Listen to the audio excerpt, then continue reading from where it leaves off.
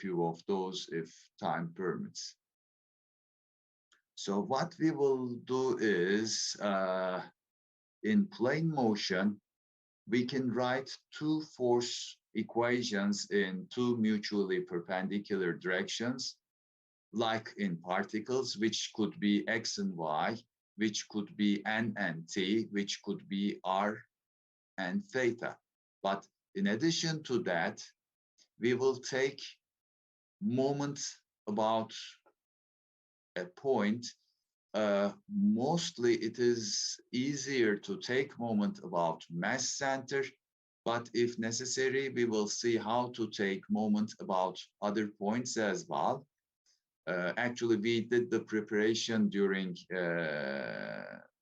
discussion of chapter 4, or you could write something equivalent to that. For example, in statics, sometimes you could take moment about two different points, then just one of the force equation would be independent. So sometimes we could do this as well. We did the derivations for any sort of system of particles, whether rigid or not, and we will apply the rigidity condition to those equations which we have derived.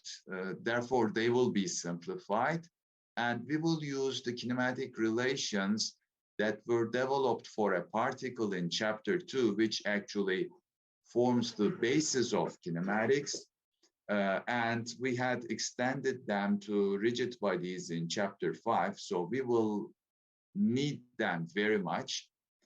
And actually not much is left, although kinetics of rigid bodies is something involved. We have many tools to utilize. Therefore, the theoretical part of it would not be very long, but when we start to solve example problems, we will see that we may face with really very different problems. One thing is drawing correct free body diagrams, like in kinetics of particles, is very important if you use direct application of Newton's second law or force mass acceleration method, which we will discuss in a moment. And we will have two other methods like we discussed in kinetics of particles, which are work energy and impulse momentum methods. So actually we will have three major sections in chapter 6, the direct application and generalization of Newton's second law, which relates forces to motion of mass center of the rigid body and moments of forces to angular acceleration of the rigid body. So let's start discussing this. So we have one vector equation in 2D, which is when you sum up the external forces on a rigid body. Remember, the internal forces appear as action-reaction pairs. Therefore, when you sum up them over the particles, if the body is rigid, those internal forces do not contribute to anything at all. But if it's deformable, as you have seen in strength of material, the stresses cause strains, and strains cause shape change, or what we call deformation, okay? But for rigid bodies, we don't have this. So that's actually Newton's second law. And you sum up the forces, it's equal to rate of change of linear momentum. For a rigid body, the linear momentum of the rigid body is computed as mass times the velocity of the mass center. So when you take the time derivative, for a rigid body, mass is constant. Okay, there is no mass entering or exiting to a rigid body. Therefore, it's constant. It boils down to this. So actually, this is generalization of Newton's second law for a rigid body, or actually what Newton was doing was he was idealizing a rigid body as a particle at its mass center, and actually he was ignoring the rotation.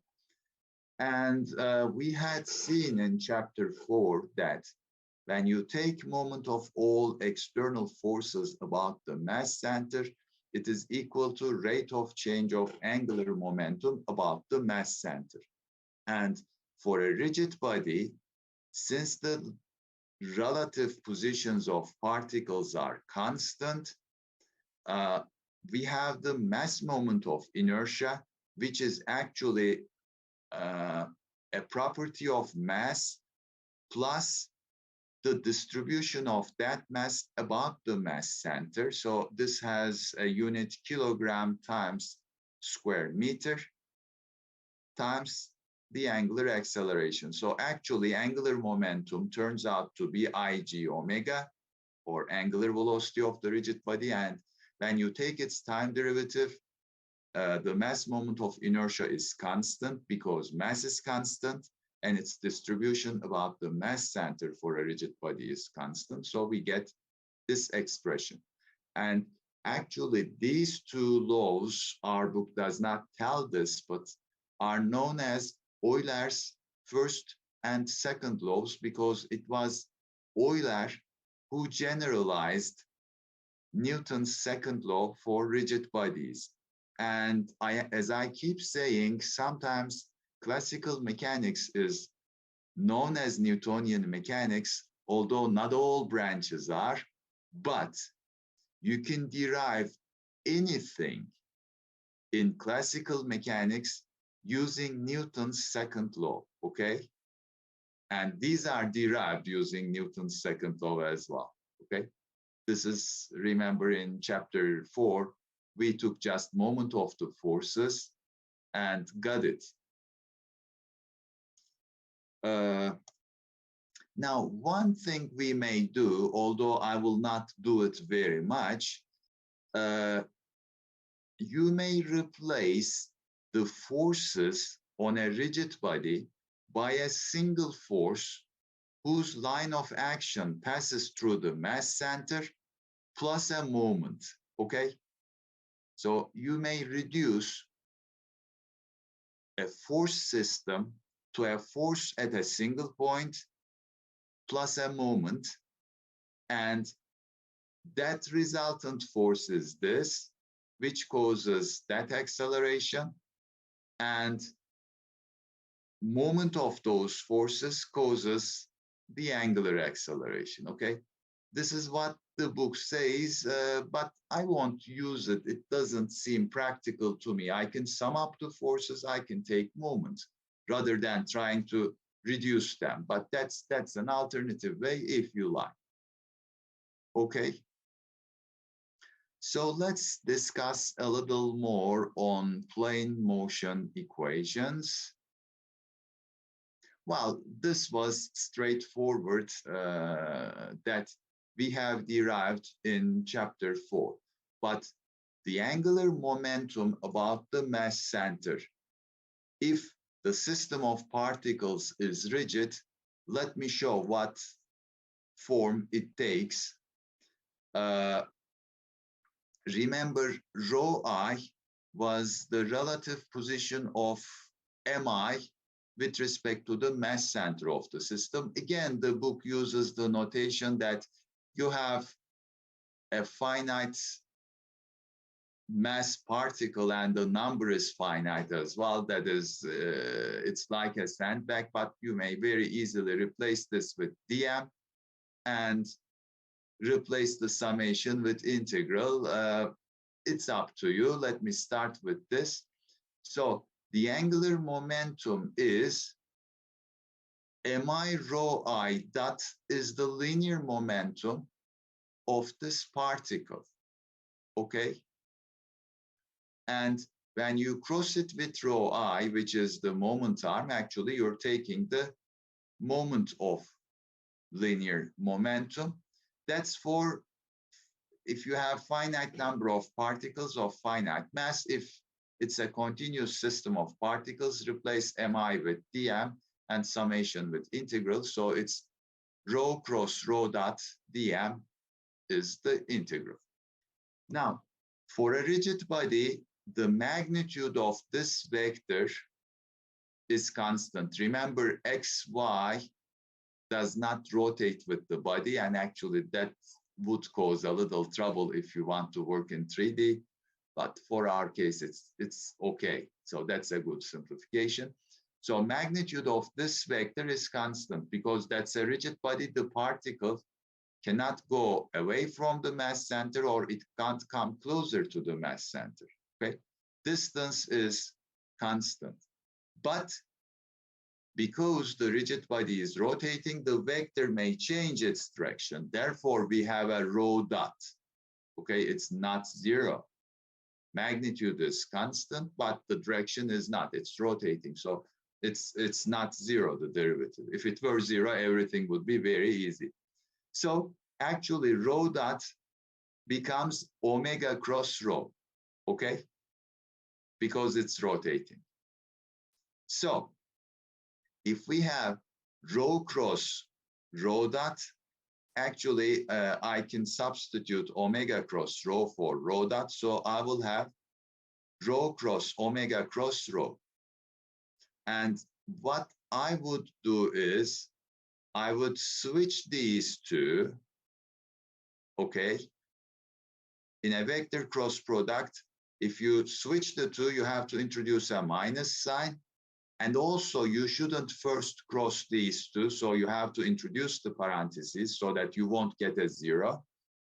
So it is like, remember, omega cross r, but with a minus sign. And it was minus omega square r.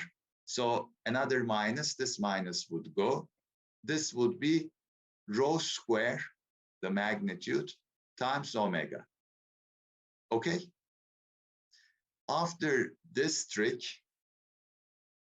if I try to write angular momentum about mass center using that expression, actually it's going to become rho square omega dm. Remember, angular velocity omega is common for the rigid body. It doesn't change from particle to particle. That's why I can take it outside the integral sign, and I'm left with rho square dm. And from appendix B, remember, this distance squared times dm when integrated over the body is the definition of mass moment of inertia about the mass center. So actually, angular momentum becomes hg times omega. The order mostly is switched, but we know they are equal. I just wanted to write it similar to that. So ig omega is the angular momentum of the rigid body. And since location of the particles about the mass center doesn't change for a rigid body, ig would be constant. So hg dot would become ig omega dot or ig alpha. So this is how we derive Euler's first and second laws, okay? This is for translational motion of the mass center. And actually it's a vector equation in plane motion. So it is it stands for two scalar equations. While the moment is perpendicular to the plane of motion, therefore it would have just one component, and actually we would keep writing it as a scalar equation, assuming counterclockwise is positive. So that would yield a single equation. Okay. So these are the two equations we have.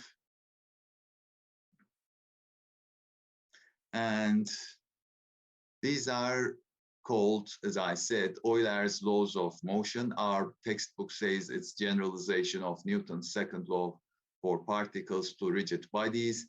And Euler did this approximately 50 years after Newton published his work Principia. In short, I can't remember the full Latin name. It was a Latin book. And actually, Euler was an interesting person. He had a lot of contribution in many fields of science, and during his old ages, he became blind, and what he said to his assistants, I would say, is, now there is nothing to distract me. I will just focus on science, because he can't see anything. And actually, his contributions incredible. Well, for plane motion, the force equations, we may resolve them in x, y, and t, or r theta coordinates, depending on whichever is suitable, like in particle problems. So there is no correct, there is no wrong coordinate system, but when you choose the suitable coordinate system, the solution is very quick all of a sudden. If you choose inappropriate coordinate system, well, you can solve the problem, but it would be longer. Well, as I said, for the moment equation, it is always perpendicular or normal to the plane of motion. Therefore, we can write it as a scalar equation, as assuming mostly counterclockwise is positive, but you may assume clockwise is positive as well, as long as you don't take cross products, okay? If you take vector cross products, if you have x, y out of plane, then it should be counterclockwise positive. Now, there is an alternative derivation of this equation. I recommend you to go over it in the book, which is really interesting, but you would get the same answer. So rather than discussing it in lecture time, I would prefer to solve one more problem than discussing that alternative derivation, but it's really very illustrative. That's why please go over it.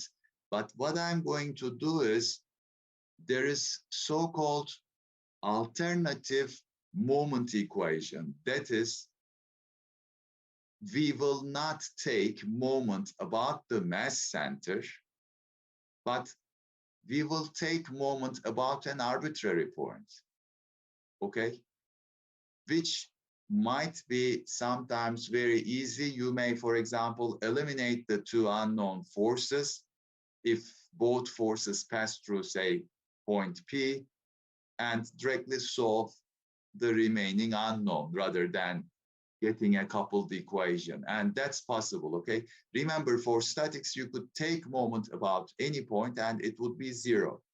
But for motion, when you take moment about the mass center, it's mass moment of inertia about the mass center times the angular acceleration. It's not zero. So if you take moment about another point, it would be different. And let's do this derivation, which actually we did for systems of particles. Remember this figure. That rho bar in my notation is rho g, which is the relative position of mass center with respect to the point you take. Rho I prime is the relative position of your particle with respect to P.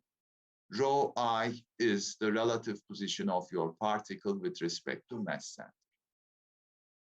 So using our derivation, actually what we had was moment of all forces about an arbitrary point P is rate of change of angular momentum about mass center plus rho g is this vector, okay? It's the relative position of mass center with respect to P, crossed with MAG, or this is, if you like, rate of change of linear momentum of the body.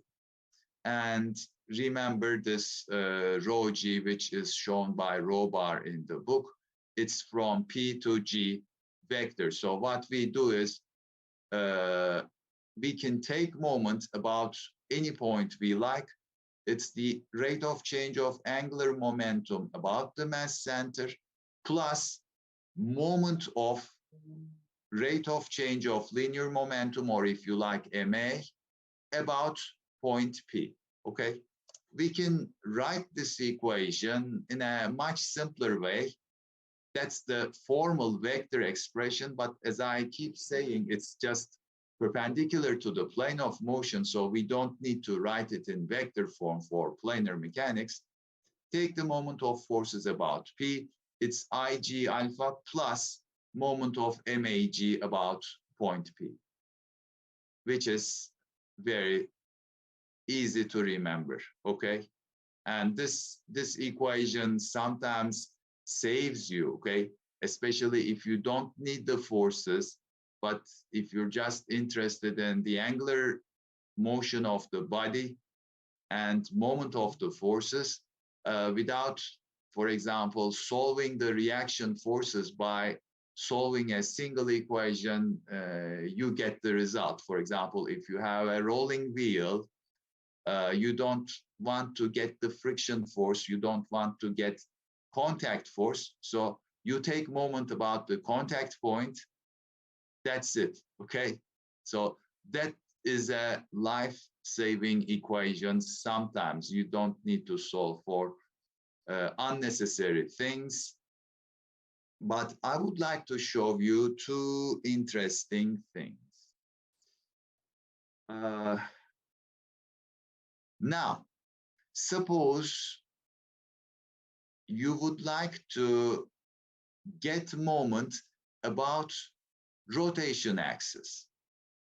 P is, say, not an arbitrary point, but it's the rotation axis, and the body is making fixed axis rotation, okay? So still the equation is valid.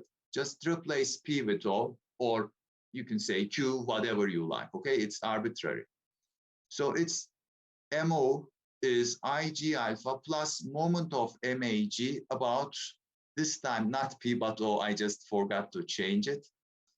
But remember, for fixed axis rotation, the tangential acceleration of mass center is going to be the distance OG, remember O was the rotation axis, times alpha.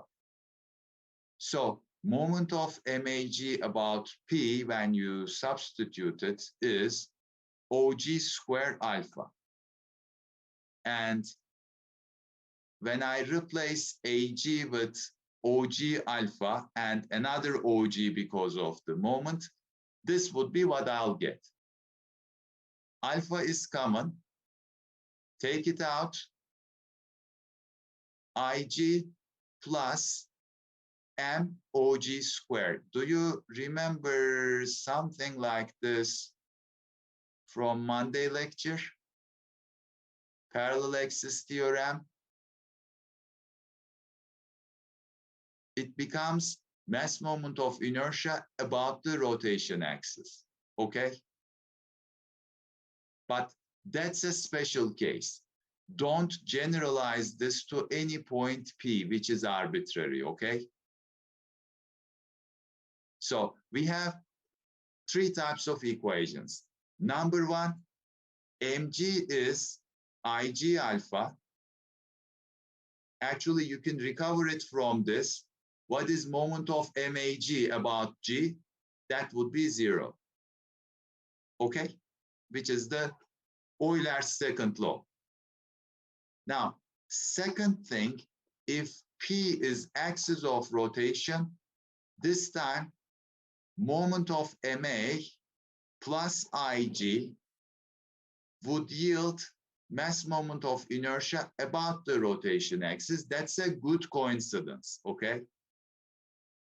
But if P is any arbitrary point, we have to use this expression. Okay, don't forget. This is not used very frequently, but we use this, and mg is equal to IG alpha. So sometimes you may tend to extend this to any point P, which is not true, okay? Be careful. It is this. Is this clear? And actually, that's all about the theoretical treatment. If everything is clear, we may start solving problems. Actually, I have one more thing I have to discuss. We have, remember, constraint and unconstrained motion. For example, for this rocket that's free in the space, it's unconstrained, okay?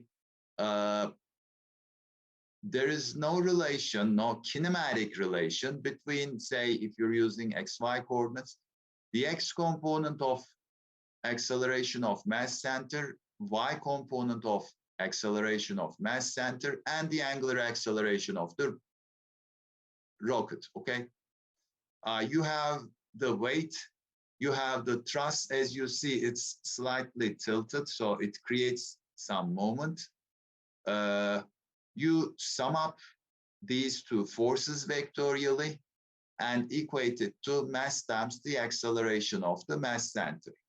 And you take moments of these forces. Actually, this passes through the mass center, so it has no moment, but you take moment about thrust because it's slightly offset and equate it to IG alpha.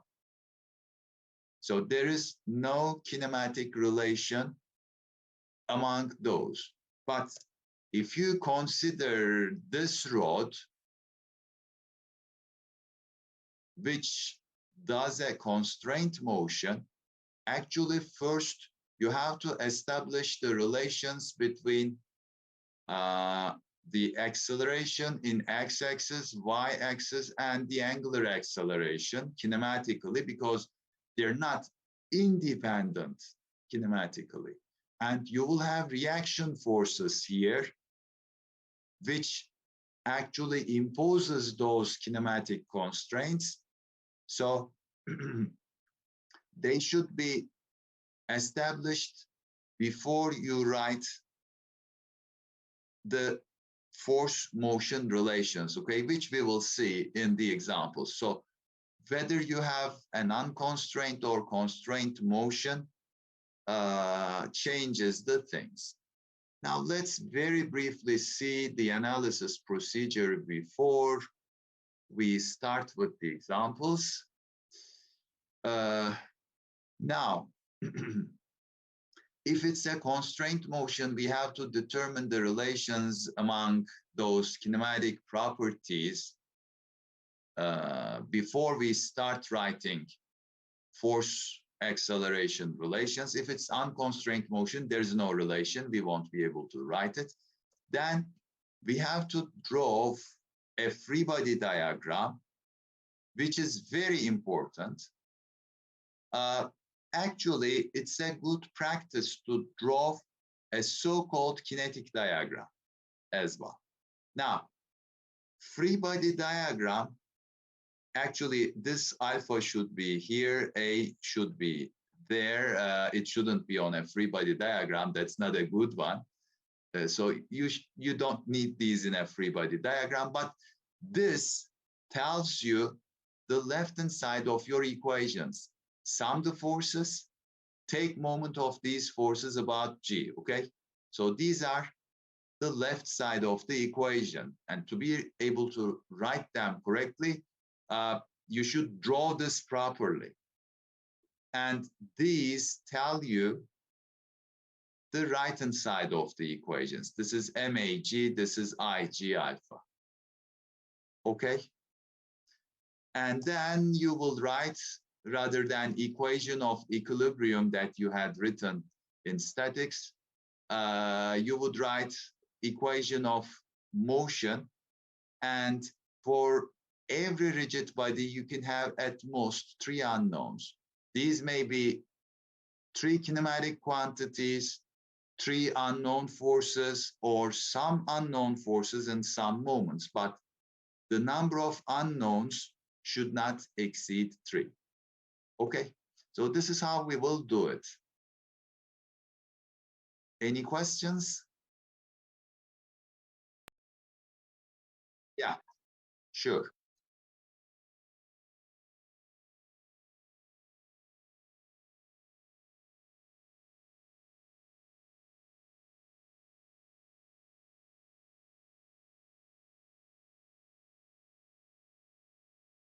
Now, XY axis should be an inertial reference frame, okay?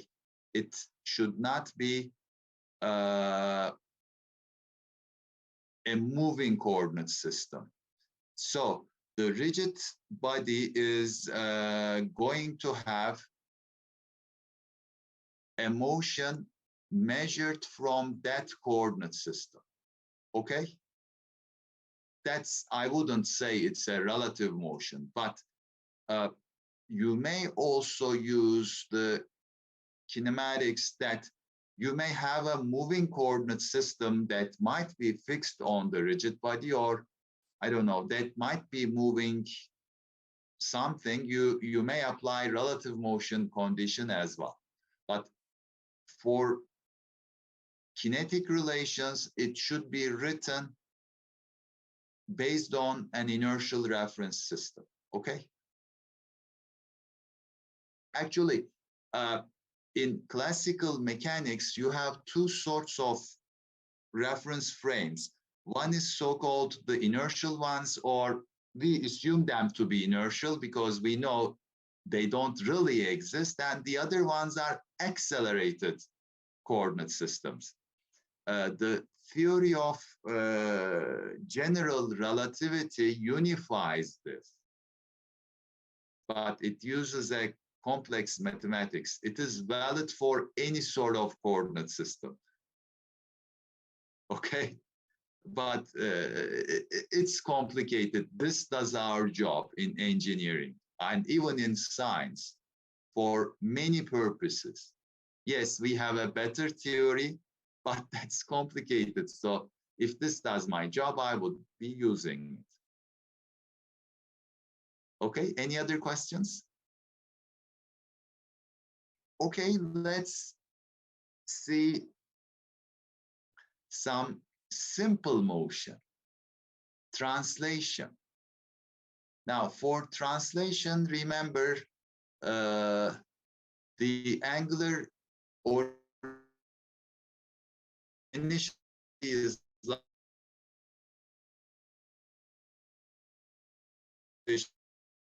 or of angular position is, which is a constant, therefore angular acceleration. So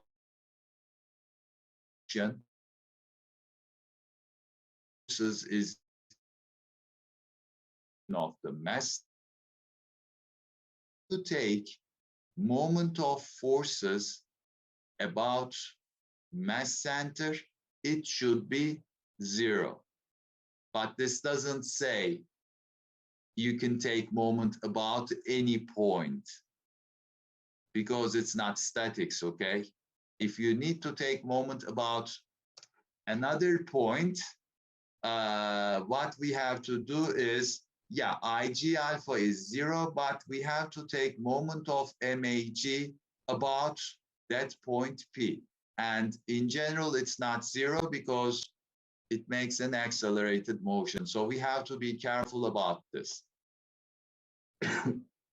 And let me just solve an interesting problem in the remaining 14 minutes. Now, that thing is called a parallelogram linkage. It's actually a 4-bar mechanism, but because these two have the same length and those two have the same length, this body remains always parallel to the ground. Actually, it's the same for that sort of a windshield wiper as well, okay? This and that rod are of the same length, and this distance and that distance is the same. So that's always parallel to the ground, and you have the blade perpendicular to this. So the blade always remains perpendicular, and in old buses, trucks, and locomotives, that sort of a parallelogram linkage was used. And actually, in the next slide, I have an animation of it, we will see. And this thing is in vertical plane, so we have weight with the uniform 8 kilogram bar EF attached to plate E. So we have this rod, if you like, this is like the blade of the windshield wiper, but rather than vertical, it's horizontal. And at this pin E, it is welded, okay? It's not a rotating joint, so it doesn't permit rotation as well. The torque, not shown, it says, applied to link AB through its lower pin, that is actually, you drive it from here like a windshield wiper, drives the link in clockwise direction. When theta reaches 60 degrees, that is when this angle is 60 degrees, the links have an angular acceleration and angular velocity 6 radians per second square and 3 radians per second respectively. Since there is no sign, it is rotating this way and accelerating in the same direction, which are all clockwise, okay? For this instant, calculate the magnitudes of force and torque supported by this welded pin, maybe because you need to design it using your strength of materials information, okay? It shouldn't shear out, you calculate the forces, and it shouldn't twist and break, okay? So that's the problem. Now, let's see a parallelogram linkage.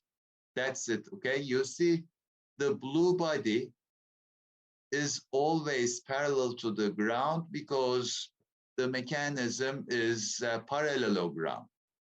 And it's used a lot, but it has a little problem as well. When it's all closed, we have so-called change point problem, which we will discuss in 301 later. Now we don't need it. Okay. So what's happening is this body is in translation. It is not rotating, okay?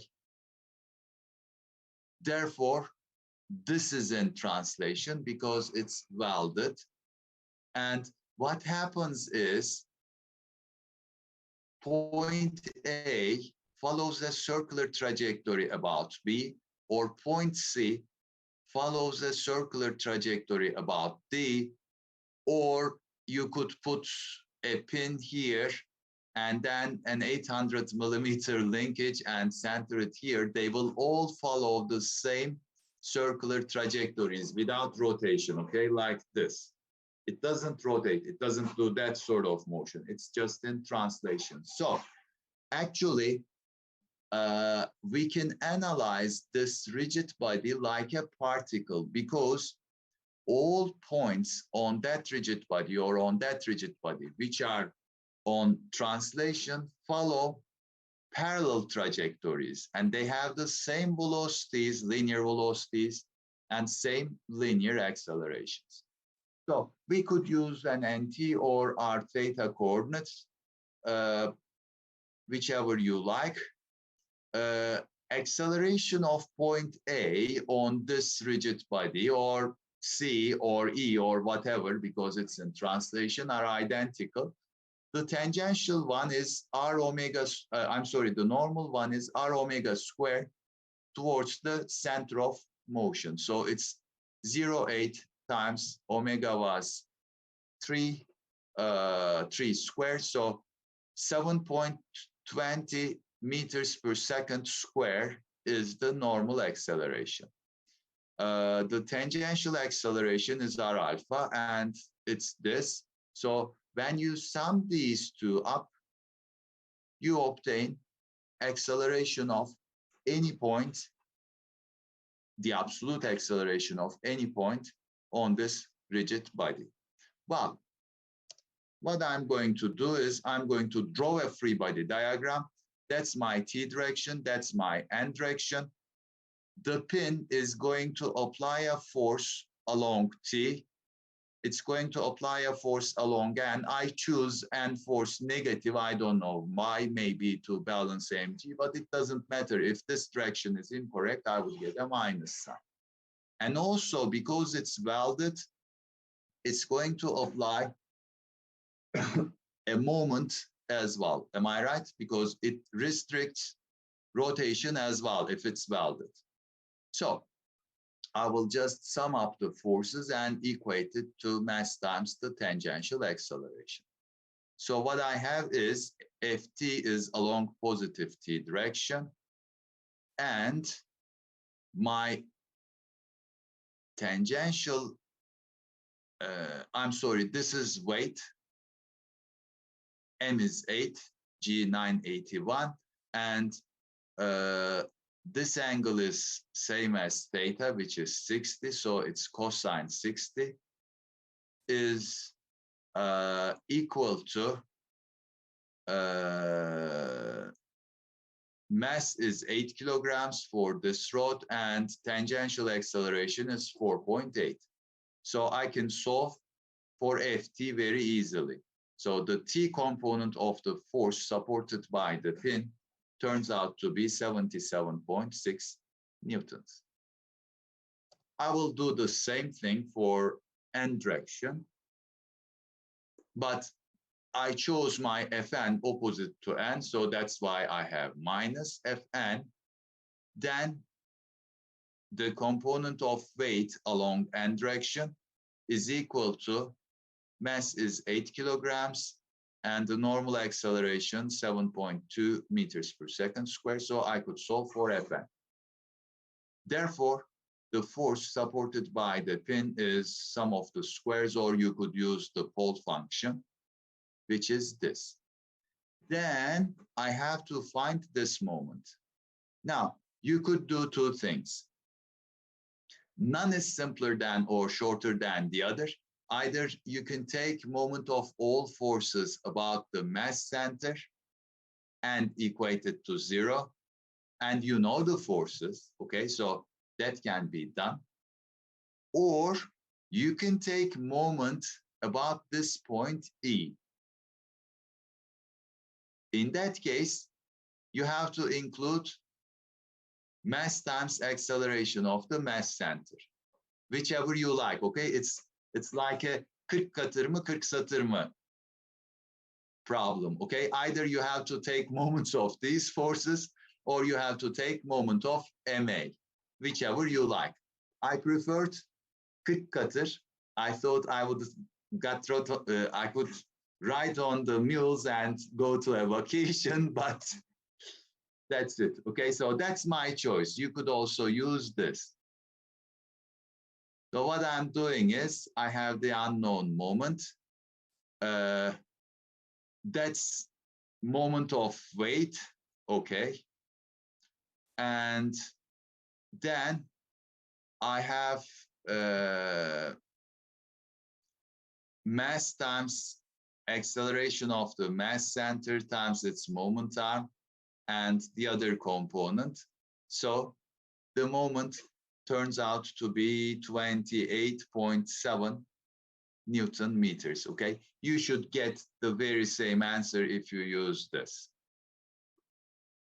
Clear?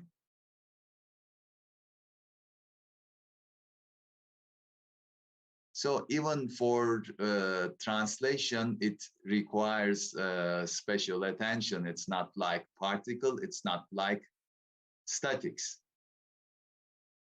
I think we can stop here. If you have any questions, I have 4 more minutes before I start the other sections session. And I wish good luck in the midterm exam. Okay, then see you next Monday.